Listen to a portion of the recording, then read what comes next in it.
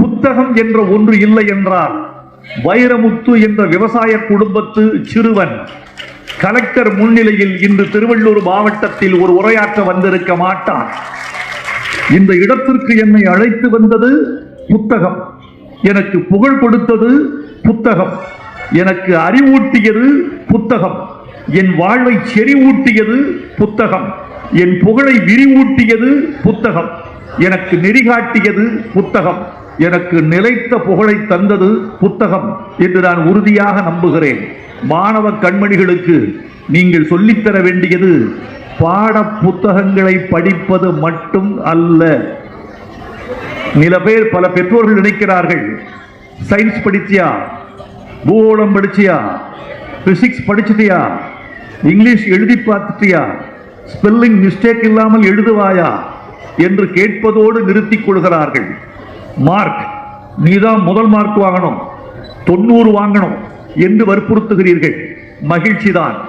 இந்த பள்ளிக்கூடத்தில் நீங்கள் பெறுகிற மதிப்பெண் ஒரு அடையாள அட்டை தான். இந்த அடையாள அட்டையே வீடாகிவிடாது. அடையாள அட்டை என்பது வீட்டை குறிக்கிற ஒரு முகவரி. அதற்கு பிறகு பள்ளிக்கு வெளியே நீங்கள் படிக்கிற புத்தகமும் வாழ்க்கையும் தான் உங்கள் முகவரியாக இருக்க முடியும். பள்ளிக்கூடத்தில் படிக்கிற போதே கல்லூரிக்கு படிக்கிற அளவுக்கான உயரத்தில் நீங்கள் அவர்களை புத்தகங்களை படிக்க வைத்து விட்டால் பள்ளி கல்வி எளிதாகிவிடும். நீங்கள் குளத்தில் நீந்தியவன் ஆற்றில் நீந்துவது எளிது, கடலில் நீந்தியவன் ஏரியில் நீந்துவது எளிது. நீங்க படிக்கும் பொழுதே 18 வயதுக்கு மேற்பட்டவர்கள் படிக்கக்கூடிய புத்தகத்தை படித்துவிட்டால் இந்த 12 வயதில் எழுதக்கூடிய தேர்வு எளிது எளிது எளிது என்று சொல்லுகிறேன். அவர்களுக்கு அந்த ஆற்றலை கொடுங்கள். ஆளும் வளரணும், அறிவும் வளரணும், அதுதாண்டா வளர்ச்சி. இது பட்டுக்கோட்டை கல்யாண சுந்தரத்தின் பாட்டு. ஆளும் வளர வேண்டும், அறிவும் வளர வேண்டும். அறிவு என்பது பகுத்தறிவு என்று நினைத்துக் கொள்ளுங்கள். அறிவு என்பது சுயமரியாதை, அறிவு என்பது சுதந்திரம், அறிவு என்பது உண்மை.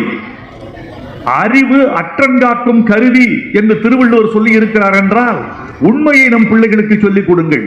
அதே பாடலில் பட்டுக்கோட்டை சொல்வார், வேப்பமர உச்சியில் நின்று பேயுன்னு ஆடுதுன்னு விளையாட போகும்போது சொல்லி வைப்பாங்க.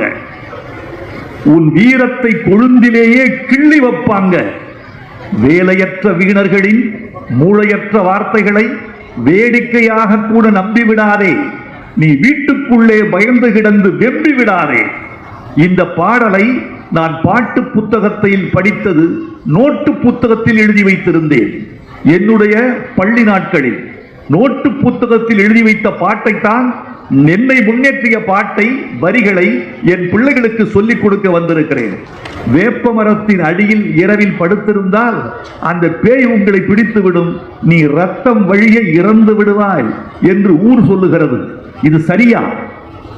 இது சரியா, முறையா, இது அறிவா என்ற கேள்வியை பெற்றோர்களே, ஆசிரியர் பெருமக்களே பிள்ளைகளை பார்த்து கேட்க வேண்டும். பிறகு பிள்ளைகளுக்கு சொல்லிக் கொடுக்க வேண்டும். வேப்ப மரத்தில் பேய் இருக்கிறதா? அது வேப்ப மரத்து அடியில் படுத்திருப்பவரை மூச்சு பிடிக்குமா, ரத்தங்கட்டி சாவானா என்ற ஒரு கேள்வியை நீங்கள் கேட்க வேண்டும். கேட்டுவிட்டு பதில் சொல்ல வேண்டும். வேப்ப மரம் என்ன செய்கிறது தெரியுமா? பகலில் சூரிய ஒளியை வாங்கி ஆக்சிஜனை வெளிவிடுகிறது. வேப்ப மரத்தடியில் நீங்கள் பகலில் படுத்திருந்தால் குழுகுழுவென்று தூக்கம் வரும், ஜிறுஜிறுவென்று இருக்கும். காரணம், அந்த வேப்ப மரம் ஆக்சிஜனை வெளியிடுகிறது, கார்பன் டை ஆக்சைடை உட்கொள்கிறது பச்சையம் தயாரிப்பதற்காக. அதே வேப்ப மரம் இரவில் பார்த்தால் ஆக்சிஜனை உள்வாங்கிக் கொண்டு கார்பன் டை ஆக்சைடை அதிகமாக வெளியிடுகிறது. பகலில் ஆக்சிஜனை வெளியிடுகிற அதே மரம் இரவில் கார்பன் டை ஆக்சைடை வெளியிடுகிறது. வேப்ப மரத்து அடியில் படுத்திருக்கிறவன் போதுமான சுவாசிக்க ஆக்சிஜன் கிடைக்காமல் மூச்சு திணறுகிறான். கார்பன் டை ஆக்சைடை அதே வேப்ப மரம் விடுகிறது. அந்த கார்பன் டை ஆக்சைடு இவனுக்கு தேவையான ஆக்சிஜனை தின்று விடுகிறது அல்லது கொன்று விடுகிறது. இந்த மூச்சு இழுக்க ஆக்சிஜன் இல்லாதவன் கார்பன் டை ஆக்சைடை கரியமில வாயுவை உள்ளிழுக்கிறான். அதனால் இருதயம் தனக்கு தேவையான ஆக்சிஜனை இழந்து கரியமில வாயு விஷயத்தை தாங்க முடியாமல் கொப்புளிக்கிறது, அடைக்கிறது, ரத்தம் வந்து சாவதற்கு வாய்ப்பு இருக்கிறது. இப்போது சொல்லுங்கள், வேப்ப மரத்தடியில் படுத்திருப்பவன் இறப்பதற்கு காரணம் கரியமில வாயுவா, பேயா, பிசாசா என்பதை நீங்கள் புரிந்து கொள்ள வேண்டும். இதை தெரிந்து கொள்வதற்குத்தான் புத்தகம், இதை தெரிந்து கொள்ளத்தான் அறிவு, இதை தெரிந்து கொள்ளத்தான் உங்களுக்கு பயிற்சி, முயற்சி எல்லாம். இந்த புத்தக திருவிழாவில் அறிவை தேடி செல்லுங்கள், ஞானத்தை தேடி செல்லுங்கள், அறிவியலை தேடி செல்லுங்கள். உங்களுக்கு தேவையான நல்ல விஷயங்களை தேடி தேடி பருகுங்கள். முதலில் புத்தகம் வாங்குவதற்கு தேவையானது 2 விஷயம். புத்தகத்தின் தலைப்பு, எழுதிய நூலாசிரியர்.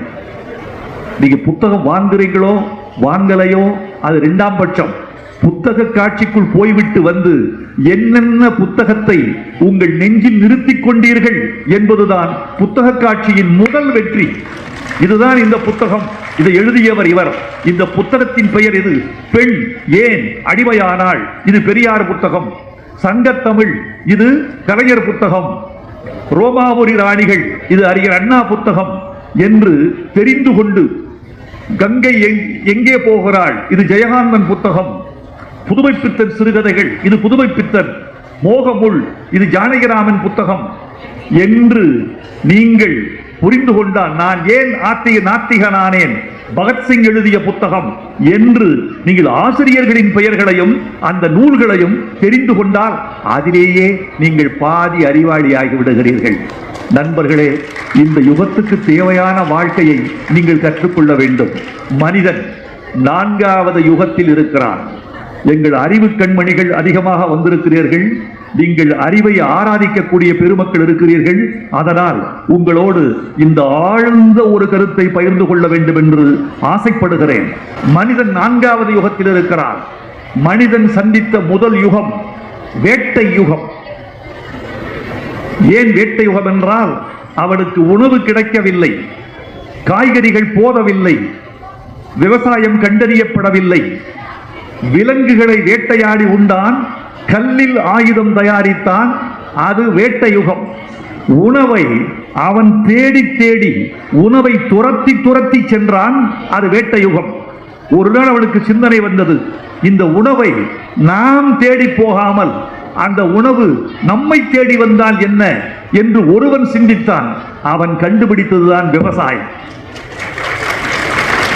விலங்கை அவன் தேடி, முயலை, மானை, பன்றியை, காடைகளை, கௌதாரிகளை மனிதன் தேடி சென்றான் உணவுக்காக. உணவு இவனை தேடி வர வேண்டும்.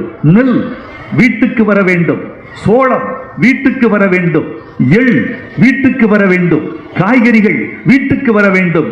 அப்படி கண்டுபிடிக்கப்பட்டதுதான் விவசாயம். 2வது யுகம் வேட்டை யுகம், வேளாண்மை யுகம். 3வது ஒரு யுகம் வந்தது, தொழில் யுகம். எந்திரங்களால், கைகளால் நூல் நூற்றுக் கொண்டிருந்தவன் எந்திரங்களால் நூல் நூற்றான். கைகளால் வேலை செய்தவன் எந்திரங்களால் வேலை செய்தான். இது தொழில் யுகம். இப்போது ஒரு யுகம் வந்திருக்கிறது தோழர்களே. இந்த யுகத்துக்கு பெயர் தொழில்நுட்ப யுகம், டெக்னிக்கல் ஈரா. இது தொழில்நுட்ப யுகம். இந்த வேட்டை யுகத்துக்கு நீங்கள் தயாராக வேண்டாம். வேளாண்மை யுகத்துக்கும் நீங்கள் தயார், சென்றால் செல்லலாம், செல்லாவிட்டால் வேறு தொழில் பார்க்கலாம். அடுத்து தொழில் யுகத்தில் நீங்கள் இருக்கிறீர்கள், தொழில்நுட்ப யுகத்துக்கு வந்திருக்கிறீர்கள். பெற்றோர்களே, ஆசிரியர் பெருமக்களே, எங்கள் கண்மணிகளை, எங்கள் மாணவ செல்வங்களை தொழில்நுட்ப யுகத்துக்கு தயாரித்தால் அதுதான் நீங்கள் சமூகத்துக்கு செய்யக்கூடிய அறம். மேல்நாடுகளில் எல்லாம் இன்றைக்கு தமிழர்கள் பெரிய இடங்களில் இருக்கிறார்கள். நாசாவில் தமிழன் இருக்கிறான், மைக்ரோசாப்டில் தமிழன் இருக்கிறான், உலகத்தின் பெரிய நிறுவனங்களில் தமிழன் இருக்கிறான். என்ன காரணம் என்றால், தாய்மொழியையும் ஆங்கிலத்தையும் சரியாக படித்து தொழில்நுட்பத்தை படித்துக் கொண்டவன் வெற்றி பெறுகிறான். அவனுக்கு 3வது மொழி தெரியாது. அவனுக்கு தெரிந்த மூன்றாவது மொழி கைகளின் மொழி, உழைப்பின் மொழி, மூளையின் மொழி. தமிழை படித்தான், தாய்நாட்டில் உறவாடினான். ஆங்கிலம் படித்தான், உலகத்தோடு உறவாடுகிறான். மூன்றாவது மொழி என்பது எதற்கு? இந்த மூன்றாவது மொழி என்பது மூன்றாவது கை. எனக்கு 2 கை போதும், 2 கண் போதும். ஒரு கண் என் தாய்மொழி, இன்னொரு கண் ஆங்கிலம். என் ஒரு கை தமிழ், மறுகை ஆங்கிலம். மூன்றாவது கண் எதற்கு? மூன்றாவது கை எதற்கு? தேவையில்லை. எங்கள் பிள்ளைகளுக்கு இருமொழிகளை சரியாக கற்றுக் கொடுங்கள். அதிலிருந்து அவர்கள் பெருமை பெறுவார்கள். தாய்மொழியை கற்றுக்கொள்ளுங்கள். தாய்மொழி என்பது கண்ணை போன்றது. ஆங்கிலம் பிறமொழி என்பது கண்ணில் அணிவிக்கிற கண்ணாடியை போன்றது. இந்த கண்ணாடி இல்லாமல் கூட இருக்கலாம், கண் இல்லாமல் இருக்க முடியாது. கண்ணாடி என்பது ஆங்கிலம். கடத்தி வைத்துவிட்டு கூட நீங்கள் தாய்மொழி என்ற கண்ணோடு வாழ முடியும் என்பதை மறந்துவிடக் கூடாது. ஒரு கதை சொல்கிறேன் உங்களுக்கு. ஒரு நாள் நான் அமெரிக்கா போயிருந்த பொழுது அங்கு சில பேர் சில நகைச்சுவை துணுக்குகளை சொல்லிக் கொண்டிருந்தார்கள். நான் சென்றது ஒரு 1/4 நூற்றாண்டுக்கு முன்னால். அப்போது அமெரிக்காவில் சொன்னார்கள், இந்தியர்கள் எப்போது முன்னேறுவார்கள் என்று எனக்கு தெரியவில்லை. இந்தியா பின்தங்கியே இருக்கிறது, கல்வியில் பொருளாதாரத்தில் பின்தங்கி இருக்கிறது என்று சொன்னார்கள். அதற்கு அவர்கள் ஒரு நகைச்சுவை துணுக்கை சொல்லி அவர்களாக சிரித்துக் கொண்டார்கள். கேட்டானாம், 3 பேர் தவம் இருந்தார்கள் பிரம்மனை நோக்கி. ஒருவன் அமெரிக்கன், ஒருவன் ரஷ்யன், ஒருவன் இந்தியன்.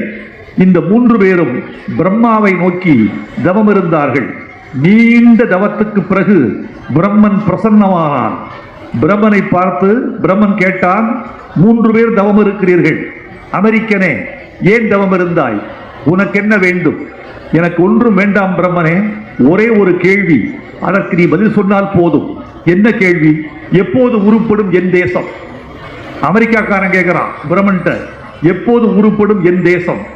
ஏடு புரட்டினான், பார்த்து விட்டு சொன்னான், 2937 உன் தேசம் உருப்படும். உடனே அவன் அழுதான். யார்? அமெரிக்கன் அழுதான். நல்ல செய்திதானே சொல்லி இருக்கிறேன், ஏன் அழுகிறாய்? என் தேசம் உருப்படுகிற போது நான் உயிரோடு இருக்க மாட்டேனே, அதை நினைத்து அழுதேன் நான். சரி சரி ரஷ்யனே, நீ வா, முன்னால் வா, உனக்கு என்ன கேள்வி கேள். ரஷ்யன் கேட்டான், அதே கேள்விதான் பிரம்மனே, எப்போது உருப்படும் என் தேசம்னா? பிரம்மன் ஏடு புரட்டினான். 2141 உன் தேசம் உருப்படும். இப்போது ரஷ்யன் அழ ஆரம்பித்தான். ஏன் அழுகிறாய்? என் தேசம் உருப்படுகிற போது நான் உயிரோடு இருக்க மாட்டேனே, அதை நினைத்து அழுதேன். சரி சரி போ, நீ யாரப்பா? நான் இந்தியன். உனக்கென்ன கேள்வி இந்தியனே? அதே கேள்விதான் பிரம்மனே, அதே கேள்விதான், எப்போது உருப்படும் என் தேசம்? இப்படி சொன்னவுடன் பிரம்மன் அழ ஆரம்பித்தார். இந்தியனுக்கு கோபம் வந்து விட்டது. ரஷ்யன் கேட்டான், பதில் சொன்னாய். அமெரிக்கன் கேட்டான், பதில் சொன்னாய். இந்தியன் நான் கேட்கிறேன் அதே கேள்வியை, ஏன் பதில் சொல்லாமல் அழுகிறாய்? பிரம்மன் சொன்னானா, உன் தேசம் உருப்படுகிற போது நானே உயிரோடு இருக்க மாட்டேனே, அதை நினைத்துத்தான் அழுதேன் என்று சொன்னானா? யாரு? பிரம்மன். யாரிடம்? இந்தியரிடம். இதை சொல்லி சிரித்துக் கொண்டிருந்தார்கள் 1/4 நூற்றாண்டுக்கு முன்பு. காலம் மாறிவிட்டது தமிழர்களே, இந்தியா முன்னேறி கொண்டிருக்கிறது தமிழர்களே. தளபதியின் ஆட்சியில் தனிநபர் வருமானம் கூடியிருக்கிறது. இந்த தமிழ்நாட்டில் தனிநபர்களின் வருமானம் கூடியது மாத்திரமல்ல, இந்தியாவுக்கு வழிகாட்டக்கூடிய மாநிலமாக தமிழ் முன்னணியில் இருக்கிறது என்பதையும் நாம் தெரிந்து கொள்ள வேண்டும். இதோ இவரை போன்ற நல்ல ஆட்சியாளர்கள், ஏழைகளின் மீது அன்புள்ளவர்கள், அடித்தட்டு மக்கள் மீது பாசம் உள்ளவர்கள், நன்மை செய்ய வேண்டும் என்று துடிக்கிற இளம் அதிகாரிகள் நம் நாட்டுக்கு கிடைத்திருக்கிறார்கள். நாடு முன்னேறி கொண்டிருக்கிறது. இப்போது அமெரிக்காவில் பார்த்தால் மைக்ரோசாப்டில் தமிழன் அதிகம் இருக்கிறான், நாசாவில் தமிழன் அதிகம் இருக்கிறான். மைக்ரோசாப்டினுடைய தலைவர், அவரை பார்த்து ஒரு கேள்வி கேட்டார்கள். பில்கேட்ஸை பார்த்து கேட்கப்பட்ட கேள்வி, நீங்கள் இந்தியர்களை அதிகமாக உங்கள் நிறுவனத்தில் வைத்திருக்கிறீர்களே, நாளைக்கு இந்தியா முன்னேறி இந்தியர்கள் அத்தனை பேரும் தாய்நாட்டுக்கு திரும்புகிறோம் என்று அவர்கள் தாய்நாட்டுக்கே இந்தியாவுக்கே போய்விட்டால் அப்போது என்ன செய்வீர்கள்? பில்கேட்ஸ் சொன்னாரா, நான் ஒன்றும் கவலைப்பட மாட்டேன், என் தலைமையகத்தை நான் இந்தியாவுக்கு இடம் மாற்றிக் கொள்வேனே தவிர இந்தியர்களை இழக்க மாட்டேன். ஏன்? கல்வி, படிப்பு, அறிவு, இவை போன்ற நேர்மையான எண்ணங்களால் அவர்கள் மேலே வந்திருக்கிறார்கள். அந்த எண்ணங்களை நீங்களும் பார்த்துக் கொள்ள வேண்டும் தோழர்களே. உங்களுக்கு சில செய்திகளை சொல்ல வேண்டும் என்று ஆசைப்படுகிறேன். ஒன்று சொல்றேன், கைகளால் உழைப்பவன் மூளை உழைப்புக்கு வந்துவிட்டான் என்றால் அவனை வெல்லுவது கடவுளுக்கும் முடியாது. கை உழைப்பில் இருக்கிறவன். மற்றவன் மேல்தட்டுக்காரர்கள், கைகளால் உழைக்க தெரியாதவர்கள், மூளையால் மட்டுமே உழைக்கிறவர்கள், அவர்களுக்கு ஒரு வலிமைதான் உண்டு. நம்மை போன்ற உழைப்பாளிகளுக்கு 2 வலிமை உண்டு. எங்களால் கருத்தாலும் உழைக்க முடியும், கரத்தாலும் உழைக்க முடியும். 2 உழைப்பினுடைய கலவை. நாங்கள் தோற்று போக மாட்டோம்.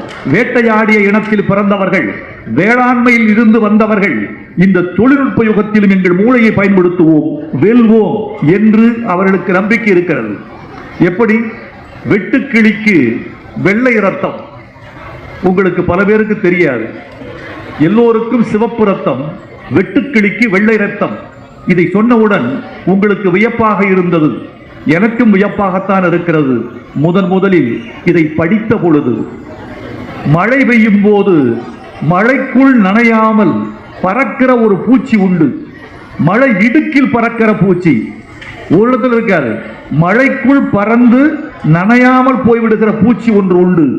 அந்த பூச்சிக்கு பெயர் கொசு. இந்த கொசு என்ற பூச்சி மழையில் நனையாமல் 2 மழை துளிகளின் இடுக்கில் பறந்து போய்க்கூடக்கூடிய ஆற்றல் உண்டு. எனக்கு எப்படி தெரியும்? புத்தகம் சொன்னது. புத்தகம் சொன்னதால் எனக்கு தெரியும்.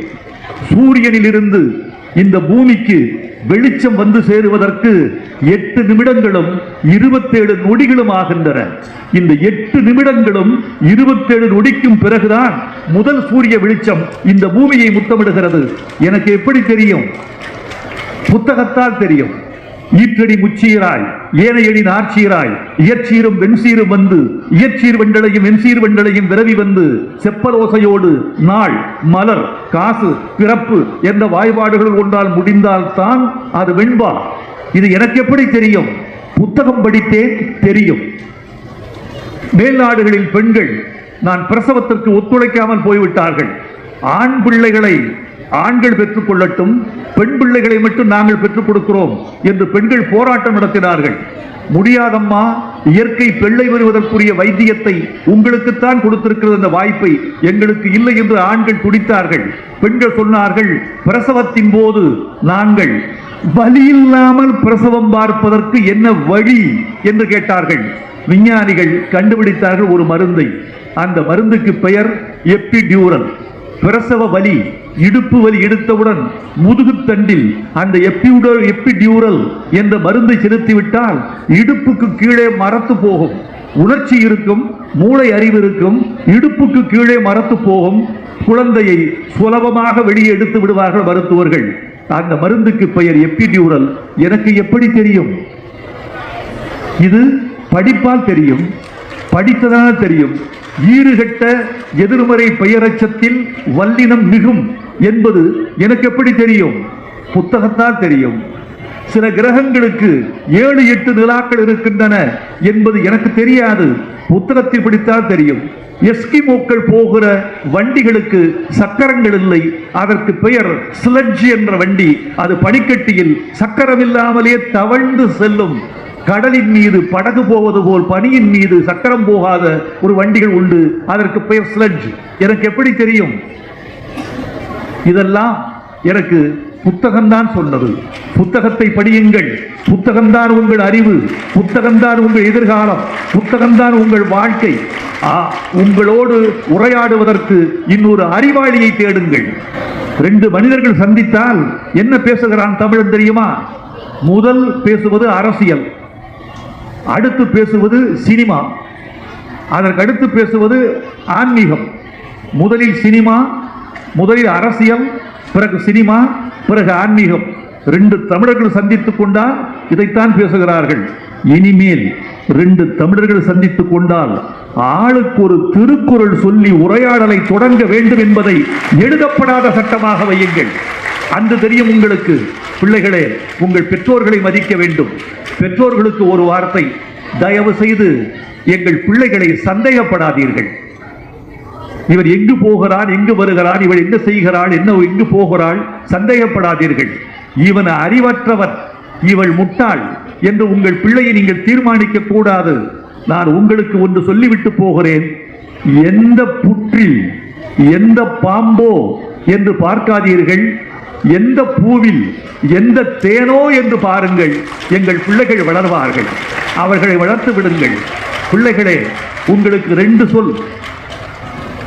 உங்கள் பெற்றோர்களை விட ஆசிரியர்கள் உண்மையானவர்கள், மேன்மையானவர்கள் என்று நீங்கள் நினைக்க வேண்டும்.